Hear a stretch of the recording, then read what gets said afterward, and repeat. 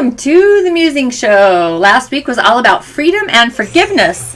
And how did you enjoy that show? Did you muse about it at all? Curious about the essential oil blends? And if you missed the show, it's on YouTube or What's Up Tonya Dee on Facebook. So go ahead and browse the corridor if you enjoyed one musing show over another. And please share so that I know what you're interested in and want more to watch. So, you deserve love and you'll get it. Amy Poehler. And if you haven't browsed the corridor of my Musing Club, a venue for what ails you, become your soul-inspired self. After all, it is the season. And coming up for 2019, my season of energy podcast should be rolling out on the highway very soon. I'm super excited about that. So what is love? In the story of my life, Helen Keller invokes a touching insight on how she became to know and understand love's meaning. In Helen Keller's story, she goes on to say, I remember the morning, but I first asked the meaning of the word love. This was before I knew many words. I have found a few early violets in the garden and brought them to my teacher. She tried to kiss me, but at the time I did not like to have anyone kiss me except my mother. Miss Sullivan put her arm gently around me and spells into my hand, I love Helen. What is love? I asked. She drew me closer to her and said, it is here, pointing to my heart, whose beats I was conscious of for the first time. Her words puzzled me very much because I did not then understand anything unless I touched it. I smelt the violets in her hand and asked, half in signs, a question which meant, is love the sweetness of flowers? No, said my teacher. Again I thought the warm sun was shining on us. Is this not love? I asked, pointing in the direction from which the heat came. Is this not love? It seemed to me that there could be nothing more beautiful than the sun, whose warmth makes all things grow. But Miss Sullivan shook her head, and I was greatly puzzled and disappointed.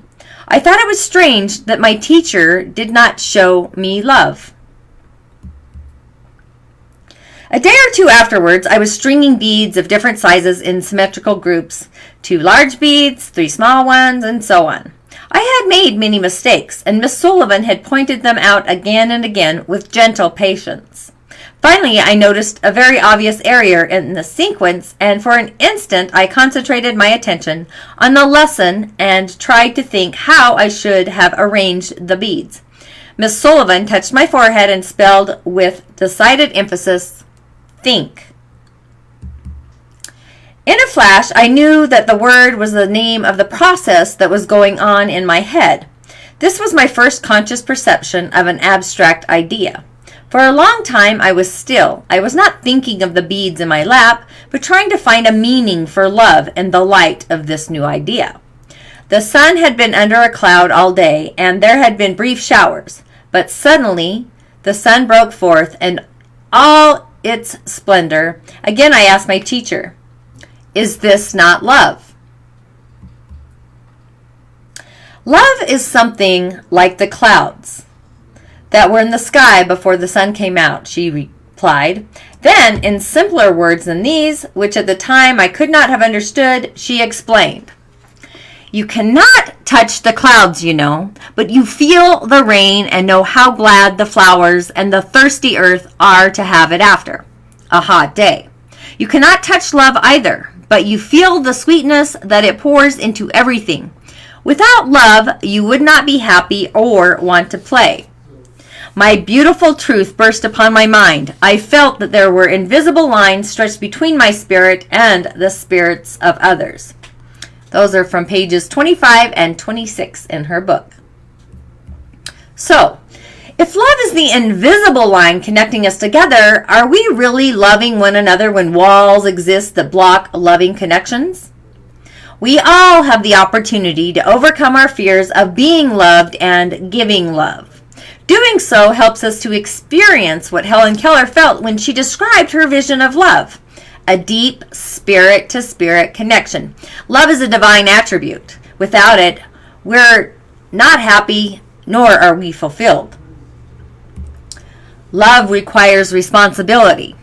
When the 14th Dalai Lama said, "Responsibility does not only lie with the leaders of our countries or with those who have been appointed or elected to do a particular job, it lies with each one of us individually." Peace, for example, starts with one of us. When we have inner peace, we can be at peace with those around us.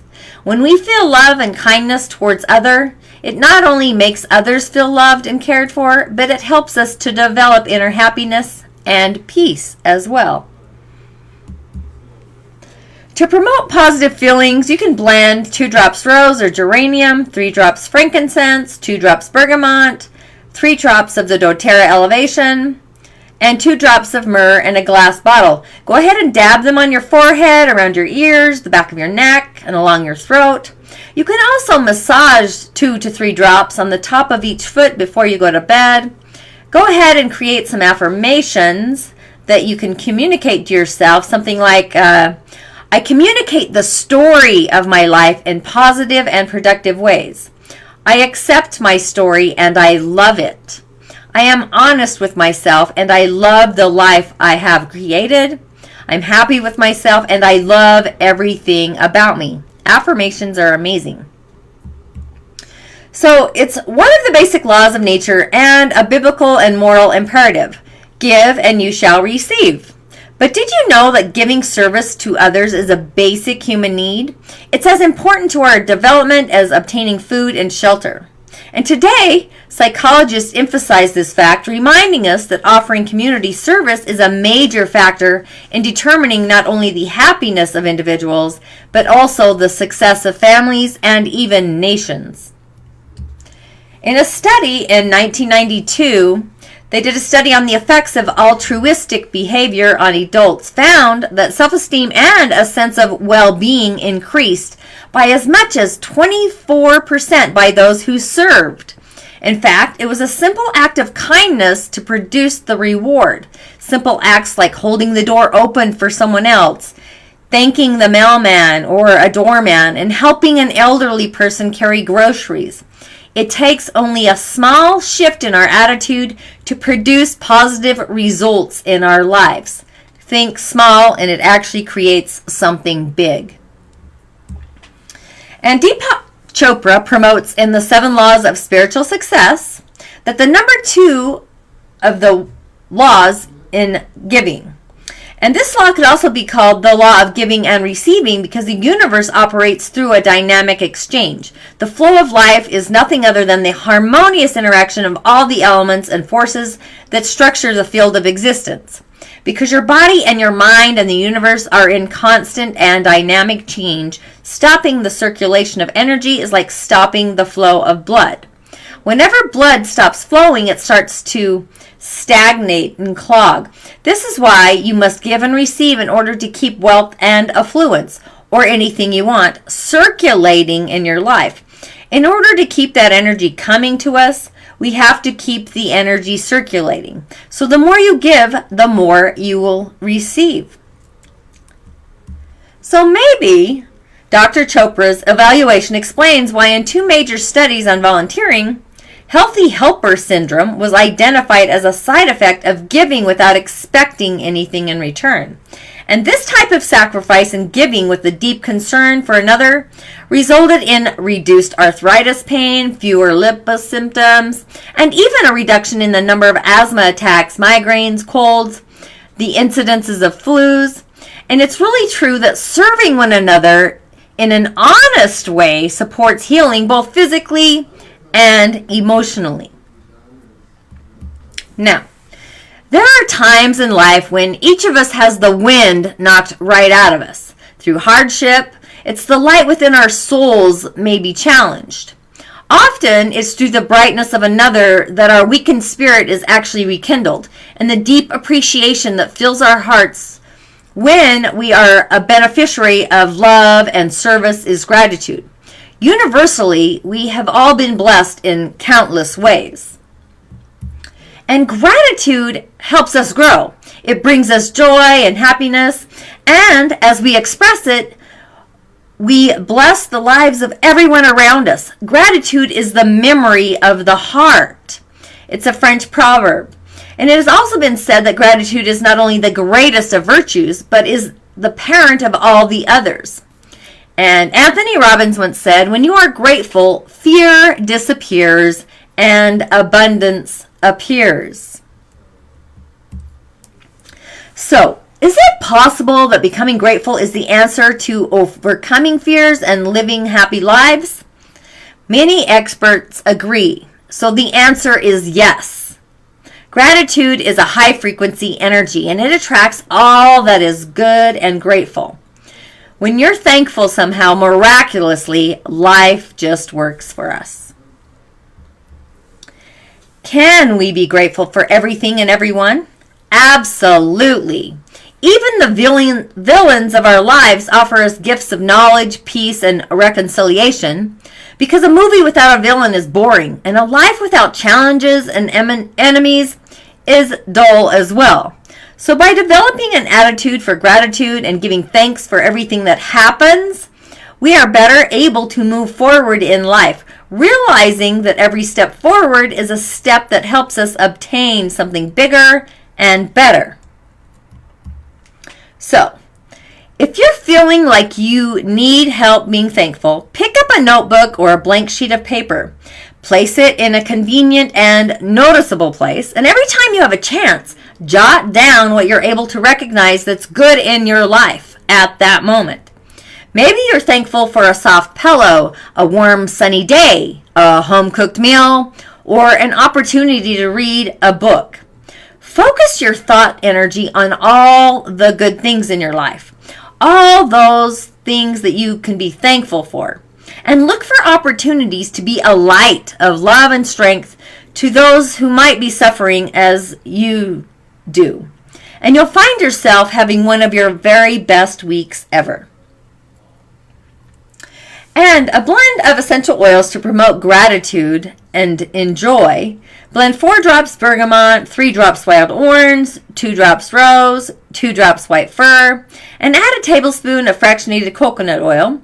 And you can go ahead and apply this behind your ears on the bones, to your hands, and rub them together. Go ahead and inhale. And some affirmations to create the ability to be more grateful would be something like, I fill my mind with heartwarming thoughts of gratitude. I allow joy to fill my entire being. I'm taking the steps I need to take to be grateful and happy in my mind, mood, and thoughts. And the 4th law in Deepak Chopra's book of the 7 Laws of Spiritual Success is to accept people, situations, and events as they occur. How does this formula make sense for an easy and happy life?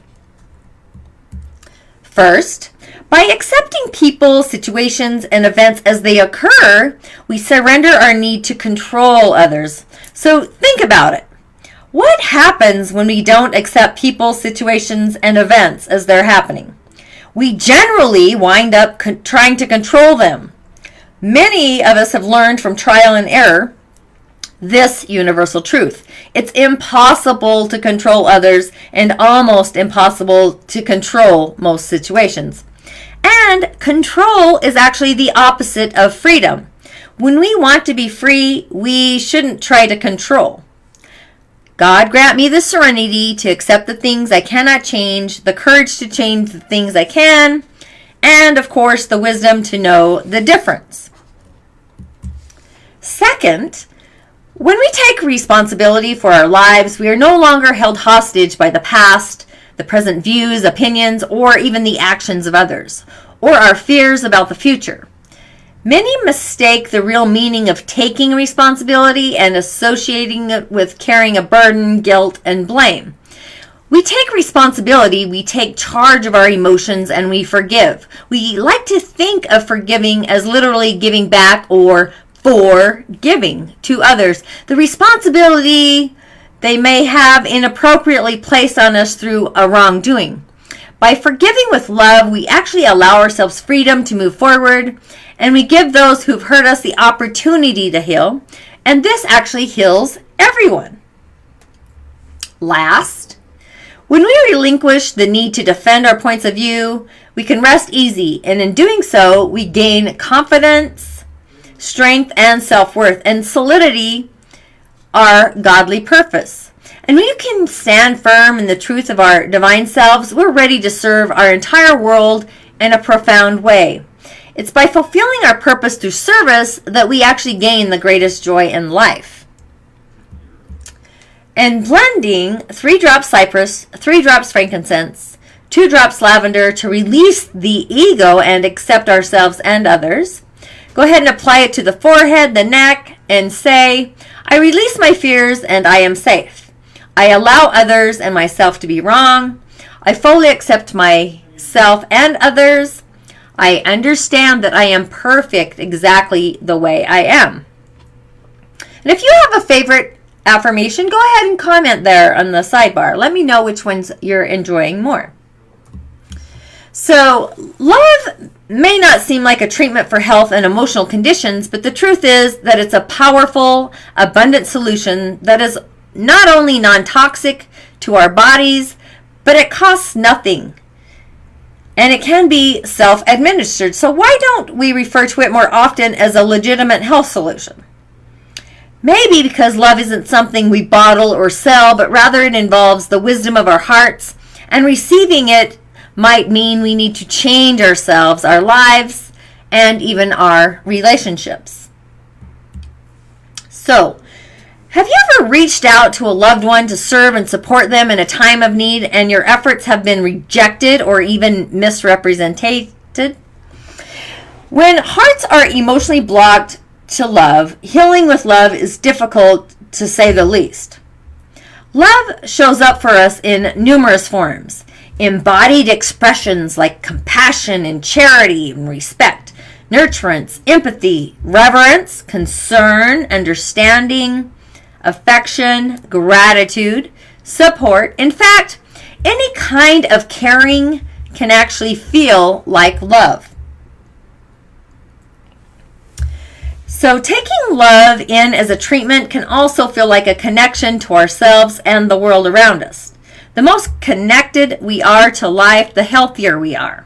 Loving your neighbor as yourself is not just a moral mandate, it's a psychological and physiological as well, because there's several reasons why this declaration works.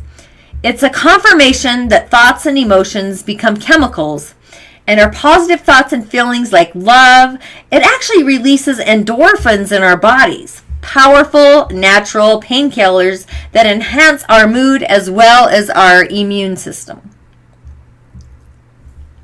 And another interesting study that inadvertently demonstrated the healing power of love by a husband and wife team is they intended to look at cholesterol levels of rabbits. Strangely, though, the results demonstrated that only half of the rabbits who were fed a high cholesterol diet ended up with high cholesterol. The mystery of this unexpected result was revealed when the team discovered that one of the lab assistants had to cuddle some of the bunnies during the study because they were in the lower cages where she could reach them. And she could only throw the food to the bunnies in the top cages, so she physically never touched them.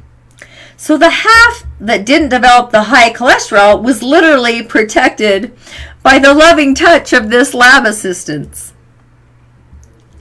So similar studies have produced results that demonstrate the power of caring for humans. And the results have been documented in studies of premature babies, nursing homes, burn patients, alcoholics, orphans, people with tuberculosis, arthritis, even heart disease. And to receive one of these love treatments, finding a listening ear, someone who loves you and genuinely cares to hear you share your woes, it's been shown that several immune functions are even elevated in people when they express their feelings and confide in others who love them. If a human error is unavailable, pets work well too. And I know I have my Sir Diddy guy. And even just by observing loving actions around you is also beneficial. The observer effect was planned after a study being tested on volunteers before and after viewing 3 films, including one on Mother Teresa and her work. And after seeing the video on Mother Teresa, the viewers' markers improved an average of 50% just by tuning into a movie. And I could really go on and on discussing the power of truth about love and how it can be a magical treatment for mankind. But the bottom line to all of healing might be just this: our ability to truly love ourselves and others. This might also mean loving the stories and the circumstances of how our lives by becoming to accept all that is good in the world around us. As you seek permanent and lasting healing, come close to the powerful healer, love. And as you do so, you'll truly live a healthy and a happy life. It'll actually upgrade your love quotient. And a way to experience serenity, you can place or blend 2 drops clary sage, 2 drops melissa, 1 drop Roman chamomile, a drop of lavender, 2 drops wild orange, 3 tablespoons coconut oil. You can wear this as a fragrance or inhale it directly from the bottle as needed. And some affirmations I like or I am at peace, I am calm, and I create serenity all around me. And I hope you enjoyed today's musing show. My 3 go-tos are peace, joy, and happiness. And I ask myself before doing anything if I'm going to have those feelings first. So I'm sending you love and light this holiday season. Bring in love and the magic of it into the presence of the new year. And I won't be doing a live show until the start of the new year. I'm working on the Energy Body Demystified, Awakening to Spirit, and the Year of Energy podcast series. So thanks for joining me for the Musing Show. Thanks for liking and thanks for sharing. And hugs.